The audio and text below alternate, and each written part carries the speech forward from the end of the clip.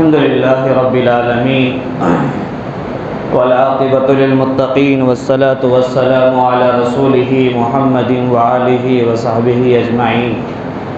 أما بعد فأعوذ بالله من الشيطان الرجيم. بسم الله الرحمن الرحيم. يا أيها الذين آمنوا قوا أنفسكم وأهليكم نارا وقودها الناس والحجارة عليها ملائكة غلاظ شداد لا يعصون الله ما أمرهم ويفعلون ما يؤمرون. صدق الله المولانا العظيم. وقال النبي صلى الله عليه وسلم مروا أولادكم بالصلاة او كما قال علیہ الصلاۃ والسلام. برادران اسلام،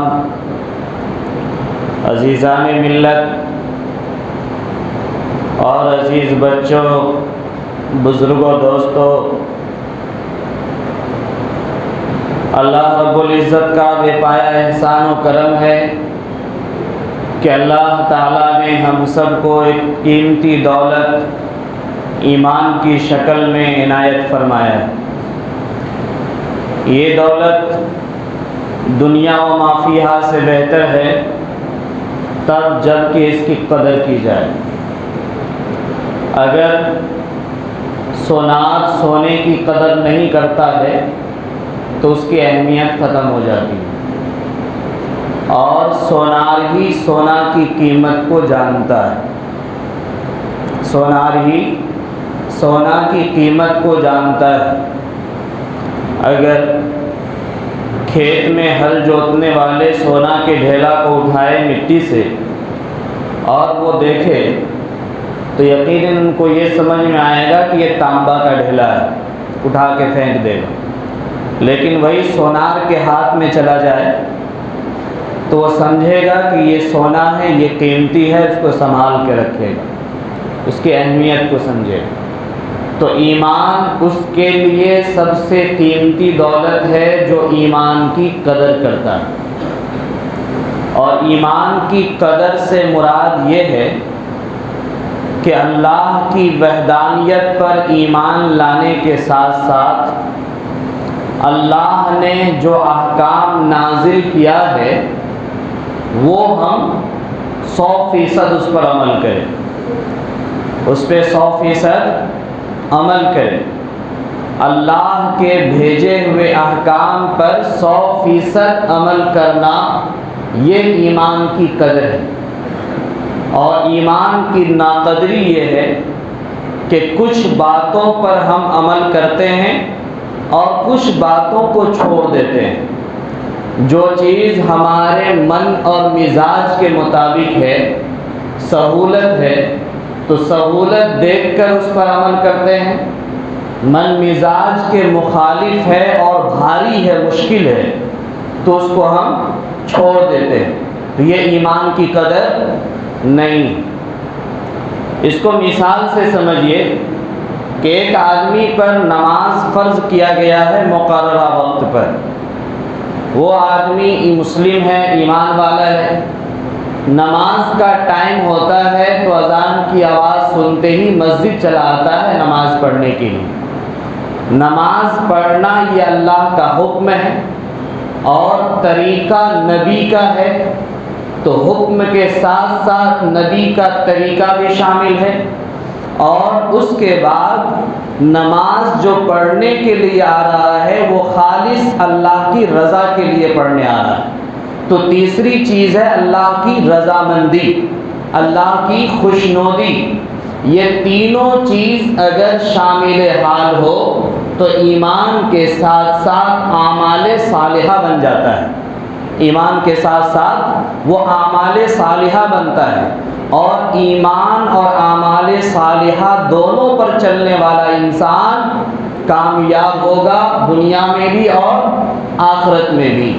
تو اذان کی آواز سن کر نماز پڑھنے کے لیے آئے، نبی کے طریقے کے مطابق پڑھے، کسی کو دکھانے کے لیے نہیں بلکہ اللہ کی رضا کے لیے پڑھا.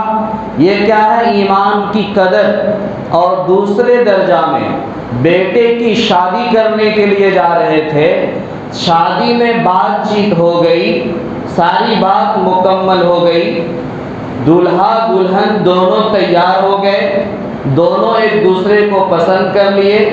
اب بات جب آگے بڑھی ہے تو تب بیٹا کے باپ کے دماغ میں یہ شرارت بیٹھ رہی ہے کہ اب ہم 5 لاکھ روپیہ کسی بہانہ سے لیں گے، اس کے بعد ہم شادی کریں گے۔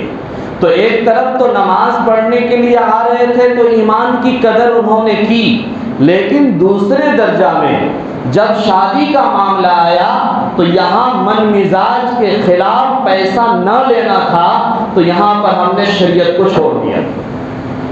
یہاں پہ کیا کیا؟ یہاں شریعت کو چھوڑ دیا۔ تو نماز میں شریعت کو پکڑا، لیکن جب معاملات کی بات آئی تو یہاں شریعت کو تاک پہ اٹھا کے رکھ دیا۔ یہ ایمان اللہ کو پسند نہیں، یہ ایمان اللہ کو پسند نہیں ہے کہ من میں آئے تو عمل کرے اور من میں نہ آئے تو عمل نہ کرے۔ جہاں اپنا سہولت معلوم ہو وہاں ہم عمل کریں، اور جہاں ہم پر مشکل نظر آ رہا ہو، حالات کی زد میں معاشرے میں پھنس کر کے وہاں ہم معاشرے کے دیکھا دیکھی کر رہے ہیں، یہ ایمان کے لیے ہماری قربانی نہیں ہو رہی ہے، یہ ایمان کے لیے ہماری قربانی نہیں ہو رہی ہے۔ اور جب ہر محاذ کے اوپر، ہر شعبہ کے اندر جب تک کامل طریقے سے ہم مسلمان نہیں بنیں گے، اس وقت تک ہم مومن نہیں کہلا سکتے، اس وقت تک ہم مومن نہیں کہلا سکتے۔ ایک بدھو آپ صلی اللہ علیہ وسلم کے پاس تشریف لائے، انہوں نے کہا یا رسول اللہ ہم نے ایمان قبول کیا ہے۔ آپ نے فرمایا نہیں، تم نے ایمان نہیں قبول کیا بلکہ اسلام لائے ہو۔ کیا کہا تھا انہوں نے؟ اشہد ان لا الہ الا اللہ وان محمد رسول اللہ، میں گواہی دیتا ہوں کہ اللہ ایک ہے اور محمد اللہ کے رسول ہیں۔ تو انہوں نے یہ بات جب کہی تو آپ نے کیا فرمایا ان سے؟ تم ابھی ایمان نہیں لائے ہو بلکہ تم صرف اسلام لائے ہو، یعنی زبان سے ابھی صرف اقرار کیا ہے ایمان پر لانے کا۔ زبان پر اقرار کر لینے سے یا زبان سے تصدیق کر لینے سے وہ مومن نہیں ہو جاتا۔ مومن تب کہلاتا ہے جب زندگی کے ہر شعبے میں اپنے اعمال کو شریعت کے اوپر ڈھال دے، اپنے طریقہ کو زندگی کے ہر گوشے کو۔ مثلا ہم عقیقہ کرنے کے لیے جا رہے ہیں تو اس میں سنت طریقہ کیا ہے، ہم نکاح کرنے جا رہے ہیں تو سنت طریقہ کیا ہے، ہم شادی بیاہ میں ولیمہ کرنے جا رہے ہیں تو اس میں سنت طریقہ کیا ہے۔ ہر شعبہ ذات کے اندر اگر ہمارا طریقہ اللہ کے حکم رسول اللہ صلی اللہ علیہ وسلم کے طریقے کے مطابق ہوگا تب ہم مومن کہلا سکتے ہیں، تب ہم مومن کہلا سکتے ہیں۔ اور اگر بعض موقع پر ادھر چلے گئے اور بعض موقع پر ادھر چلے گئے تو یہ ایسا ہی ہوگا جیسا کہ منافق کا کھیلا ہے، وَمِنَ النَّاسِ مَن يَقُولُ آمَنَّا بِاللَّهِ وَبِالْيَوْمِ الْآخِرِ وَمَا هُمْ بِمُؤْمِنِينَ۔ انہوں نے آ کر کے رسول اللہ صلی اللہ علیہ وسلم کو کہا کہ یا رسول اللہ ہم اللہ پر اور رسول اللہ پر ایمان لایا۔ وَمِنَ النَّاسِ مَن يَقُولُ آمَنَّا بِاللَّهِ وَبِالْيَوْمِ الْآخِرِ۔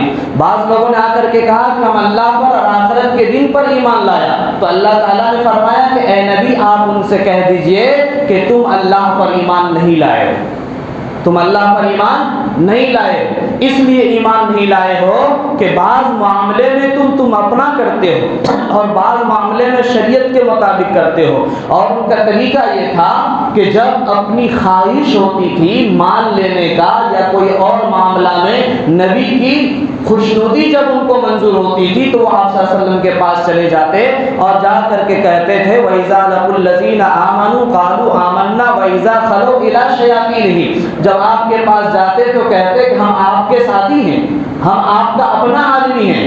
اور جب وہ اپنے شیطان کے پاس جاتے تھے جو منافقین کا سردار تھا ان کے پاس جب جاتا تھا تو کہتا تھا ہم تو ان کا مذاق اڑانے کے لیے گئے تھے، ہم ان کا مذاق بنانے کے لیے گئے تھے۔ تو یہ وہ منافق ہے جو بعض معاملے میں تو نبی کے پاس جا کر کہتے ہیں ہم نے ایمان لایا اور بعض معاملے میں اپنے من پسند کا کام کرتا ہے۔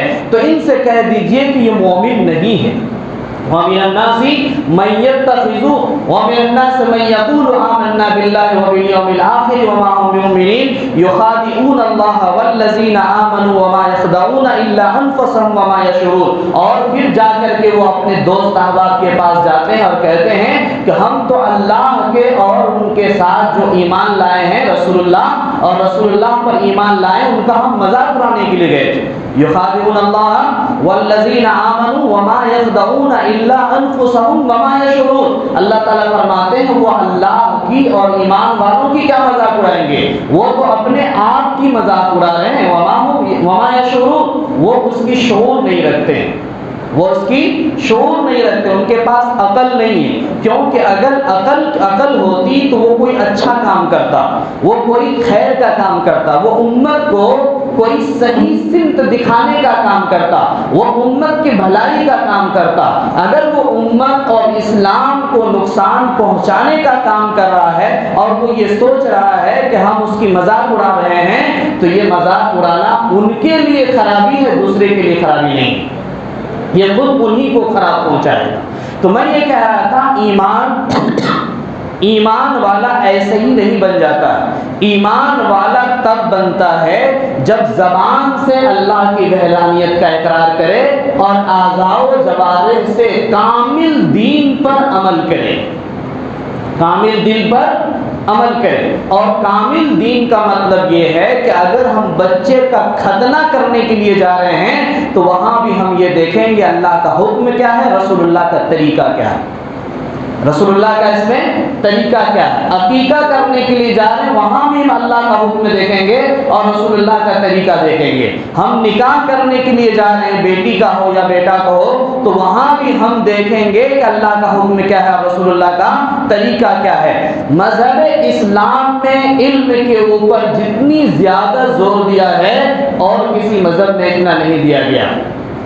طلب العلم فریضۃ علی کل مسلم و مسلمہ، ہر مسلمان مرد اور عورت پر اتنا علم کا حاصل کرنا فرض ہے جس سے وہ حلال حرام کی تمیز کر سکے، جس سے وہ حلال اور حرام کی تمیز کر سکے، جس سے وہ حق اور باطل کو پہچان سکے۔ اتنا علم ہر مسلمان مرد اور عورت کو حاصل کرنا کیا ہے، ضروری ہے، فرض ہے۔ اگر اتنا علم حاصل نہیں کر رہے ہیں تو پھر ہم اللہ کے حکم پر چلنے والے نہیں ہیں، پھر ہم رسول اللہ صلی اللہ علیہ وسلم کے طریقے کو چھوڑنے والے ثابت ہوں گے۔ تو اس لیے یاد رکھنا چاہیے کہ ہر شعبہ ذات میں اللہ کے حکم کو سمجھنے کے لیے اور رسول اللہ صلی اللہ علیہ وسلم کے طریقے کو سمجھنے کے لیے ہر میدان میں علم کا ہونا ضروری، علم کا ہونا ضروری۔ اور جب علم ہوگا تب ہم کسی چیز کی معرفت حاصل کر سکیں گے، تب ہم اس کی خوبی اور شر کو پہچان سکیں گے، تب ہم اس کے جائز اور ناجائز کو سمجھ سکیں گے۔ اور جب تک جائز اور ناجائز کو نہیں سمجھیں گے اس وقت تک اللہ کی خوشنودی نہیں مل سکتی، اللہ کی رضامندی نہیں مل سکتی۔ اور اللہ کی رضامندی حاصل کرنا چاہتے ہیں تو اس کے لیے اللہ تبارک تعالیٰ نے ہمیں یہ حکم دیا ہے، یا ایھا الذین آمنوا قوا انفسکم واہلیکم نارا، اے ایمان والو بچاؤ اپنے آپ کو اور اپنے اہل و عیال کو جہنم کی آگ سے جس کا ایندھن انسان اور پتھر ہوگا۔ بچاؤ اپنے آپ کو اور بچاؤ اپنے اہل و عیال کو، یعنی اولاد کو۔ مثال سمجھیے، اچانک کسی کے گھر میں آگ لگ گئی اور اس گھر میں ان کا بچہ ہے، بیوی ہے، بچی ہے، شوہر ہے، سب ہے، اور گھر میں 4 جانب سے آگ لگی ہوئی ہے۔ ایسی صورت میں یہ گہما گہمی کی حالت میں جو اس گھر کا ذمہ دار ہے وہ کیا کرے گا؟ اچانک واقعہ یہ ہوتا ہے کہ وہ سب کو چھوڑ کر گھر سے بھاگ جاتا ہے تاکہ ہم باہر جا کر پانی لائیں گے، پانی ڈالیں گے، آواز کریں گے، شور مچائیں گے، باہر سے آدمی آئے گا، آگ کو بجھائے گا۔ اور بعض دفعہ ایسا ہوتا ہے کہ اپنے بچہ کو لے کر کے چاہے جل رہے ہوں، کچھ بھی ہو رہے ہوں، وہ انتظار کرتا ہے، بچے کو لے کر کے نکلتا ہے تاکہ جل بھی جائے اس کو کوئی پرواہ نہیں ہے کہ ہم جل جائیں ہمارا بچہ بچ جائے۔ ایسا بھی ہوتا ہے۔ تو کل قیامت کے دن جہنم کی آگ جب جل رہی ہوگی اور ہم نے اپنی اولاد کو جس کو جنم دیا ہے ان کو صحیح تعلیم نہیں دیا، ان کو نماز کا طریقہ نہیں سکھایا، ان کو قرآن پڑھنا نہیں سکھایا، اس کو حلال اور حرام کی تمیز نہیں سکھایا، ان کو اللہ کی معرفت نہیں سکھایا، وہ کسی میدان میں وہ کامیاب ہے ہی نہیں ہے، اور اس دن جو جہنم کی آگ میں وہ جلے گا تو پھر کیا ہوگا؟ اس دن کون بچائے گا؟ اس دن کیسے بچانے کے لیے جائیں گے؟ تو یا ایھا الذین آمنو، اے ایمان والو، قوا انفسکم، بچاؤ اپنے آپ کو، واہلیکم نارا، اور اپنے اہل و عیال کو کس چیز سے؟ جہنم کی آگ سے، وقودها الناس والحجارہ، جس کا ایندھن انسان اور پتھر ہوگا، علیہا ملائکۃ غلاظ شداد لا یعصون اللہ ما امرهم ویفعلون ما یؤمرون۔ اللہ تعالیٰ فرماتے ہیں اس جہنم کے اوپر ایسا قوی جلی طاقتور فرشتہ کو ہم نے مقرر کر رکھا ہے، ایسا قوی ہے کہ وہ فرشتہ اتنا طاقتور ہے کہ چاہے تو اپنے پنجہ سے زمین کو اٹھا لے، چاہے تو آسمان کو پنجہ مارے تو آسمان ریزہ ریزہ ہو جائے، اتنا قوی ہے، غلاظ شداد، بڑا ہی سخت پاور میں رہتا ہے، وہ طاقتور فرشتہ ہے، اس سے کوئی ہل نہیں سکتا جہنم کے اندر۔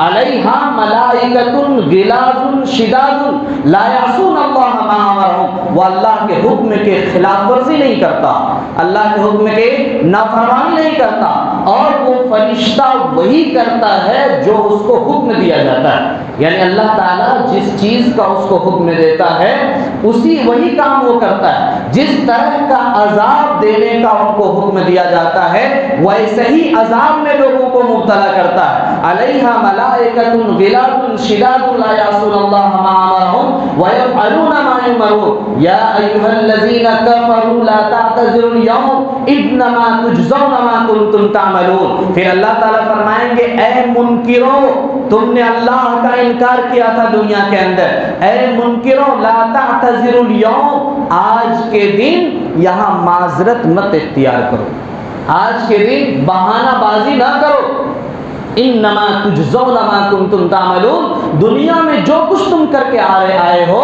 بس اسی کا آج تمہیں سزا دیا جائے گا، اسی کا تجھے بدلہ دیا جائے گا۔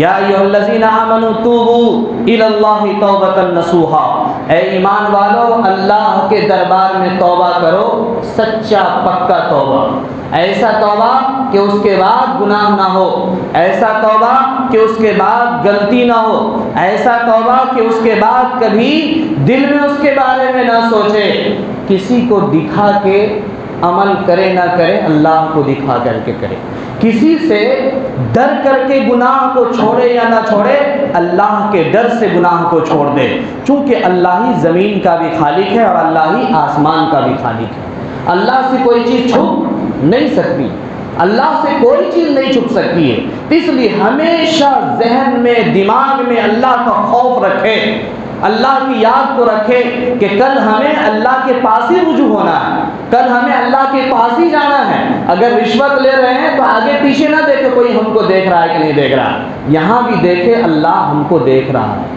اللہ ہمیں دیکھ رہا ہے، کسی کو دھوکہ دے رہے ہیں تو یہ نہ سمجھے کہ کوئی ہم کو دیکھ تو نہیں رہا، ہماری بدنامی بے عزتی تو نہیں ہوگی، وہاں بھی اللہ کو ہی دیکھے کہ اللہ کے دربار میں ہم کہیں گر تو نہیں جائیں گے نظر سے، کہیں اللہ کی پکڑ ہم کو تو نہیں لگ جائے گی، اللہ کی پکڑ بہت سخت ہے، اللہ کی پکڑ بہت سخت ہے، اس لیے ہر محاذ میں ہر میدان میں اللہ کو پیشوا، اللہ کو سامنے رکھے اور اللہ کو اپنے پیچھے نہ چھوڑے، اللہ کو اپنے پیچھے نہ چھوڑے۔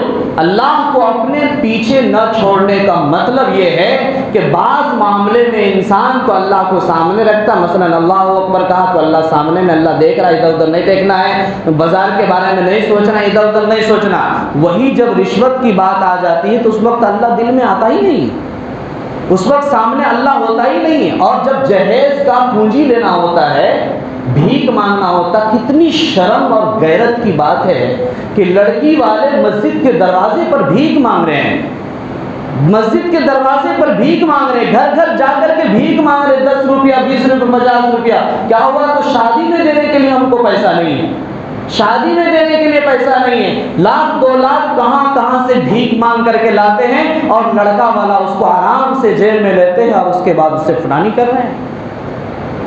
کس طرح کی غیرت مر گئی ہے مسلمانوں کی!